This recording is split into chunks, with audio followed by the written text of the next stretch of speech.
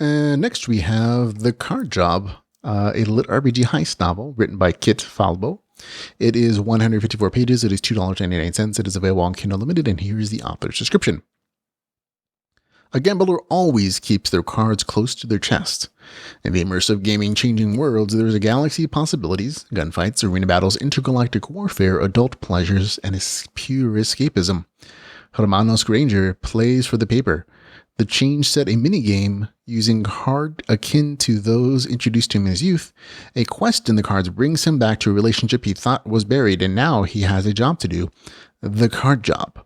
That sounds a lot dirtier than it's probably meant to be. This is from the author of The Crafting of Chess, which is actually a story that I really enjoyed. I liked it a lot. But I didn't like this one as much, and that's unfortunate. There are some regular technical writing errors in the story that bugged me. And so it was, and like I said, usually they don't. Usually, like, my brain can ignore them for some reason. In this story, my brain just kept seeing them, and it kept like stopping my flow of reading, which is an issue for me. Additionally, the story it kind of feels more GameLit than LitRPG, and there are RPG mechanics there.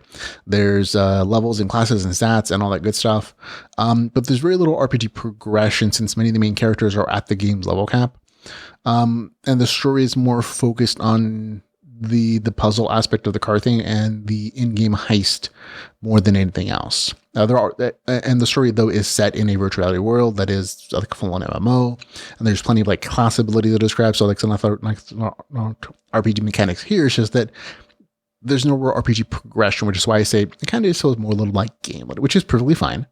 Just be aware of that going into it. Story-wise, I actually really like the idea of a virtual reality heist. It's a fun idea. I just haven't seen it done well very often, because those are very competing ideas of like, a good heist film and a good heist story versus a good little RPG story. They don't always mesh well or easily together. In this particular case, it wasn't the heist itself. It was actually more the characters that kind of turned me off. The main character, he just felt like too big of a pushover. And I genuinely dislike the ex-girlfriend he brings into the story to help him out, which is probably her role, but still, I didn't like either character. And I was kind of ambivalent about all the other people on the heist team, which kind of makes the story hard to enjoy when you don't like the characters in particular. It's hard to root for them. It's hard to like get invested in their success or their failure or the tensions.